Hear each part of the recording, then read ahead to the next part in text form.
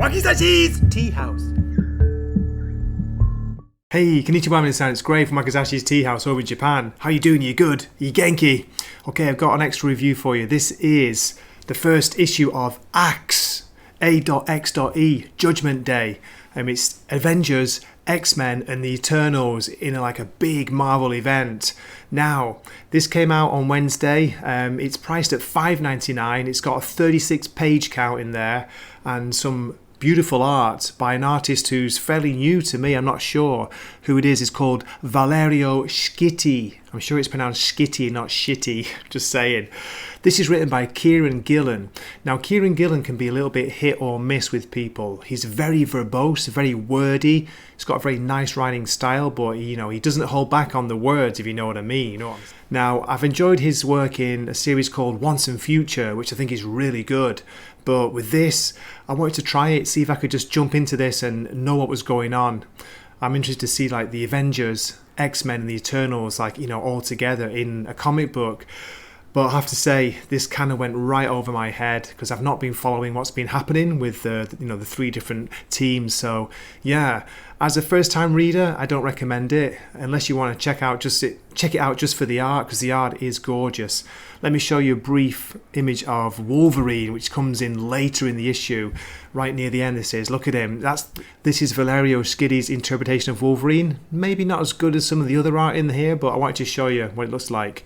So yeah, as I say, is this recommend? Not really. It's overly wordy. There's a lot going on. There's a lot of setup. Okay, so what I'll do is I'll give a short kind of introduction to maybe half of the issue because it's too long to go on for the whole summary.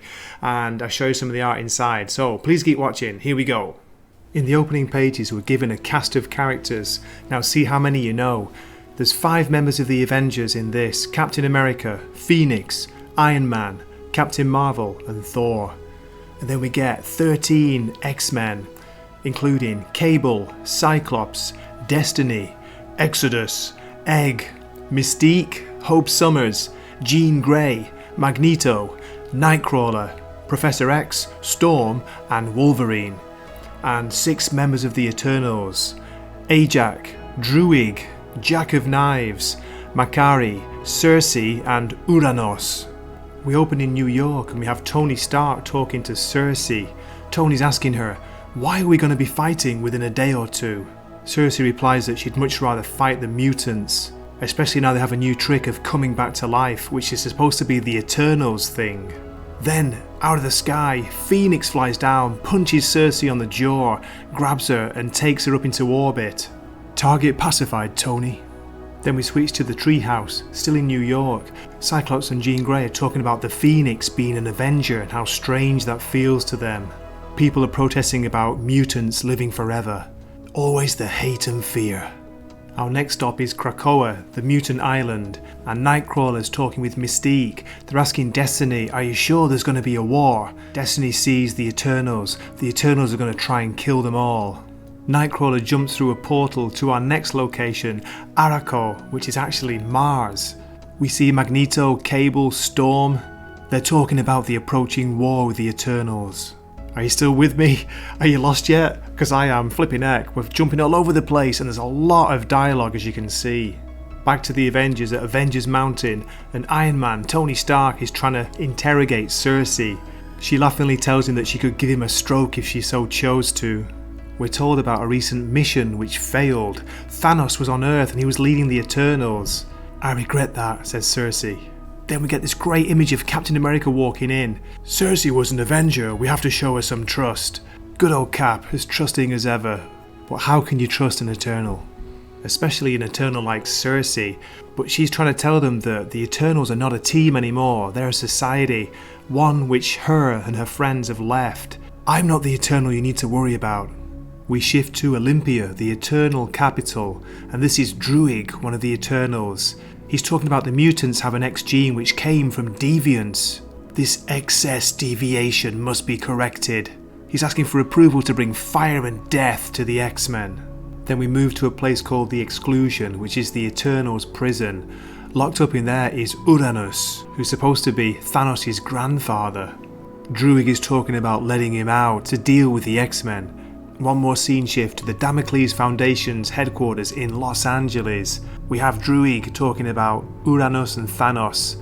He's a monster, and my leash is uncertain, but I need him for my plan to slap the mutants on the wrist. So Druig wants to take out the mutants with Uranus, and he thanks this person here for their help. It turns out it's Moira, Dr. Moira McTaggart. She's pro-human, anti-mutant, so it seems like she wants the X-Men destroyed as well. Moira wants revenge because she was cast out of Krakoa. She believes that she founded it, she gave them everything. Now, she's going to take them all out. We are a psychic species, but they have some of the greatest minds on the planet. We can't face them individually. Thankfully, we don't need to. Then we get this awesome image of what's called a unimind, a telepathic battle, psychic warfare above the island, invisible to the world. So I think this is a hint of what's to come. Okay, we're not even halfway through the comic, but I've got to stop there because it's going to go on forever otherwise. I'll stop my brief introduction, short story summary here. Okay, before I finish, let me show you some of the variants. There's 3 that I picked out, which I like. This first one's by Patrick Gleason. Then this next one is by David Nakayama. It's a Emma Frost Hellfire Club special. And there's one more. Believe it or not, they have a very rare Jack Kirby variant. Looking cool, look at that. This is it Icarus the Eternal? Great Kirby design there, great minimal colours.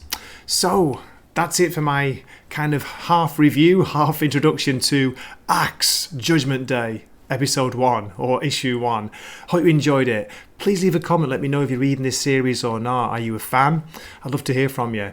So as always, thank you so much for watching. This is Gray from Wakizashi's Tea House, signing off for the night. Matane. Wakizashi's Tea House. Please subscribe.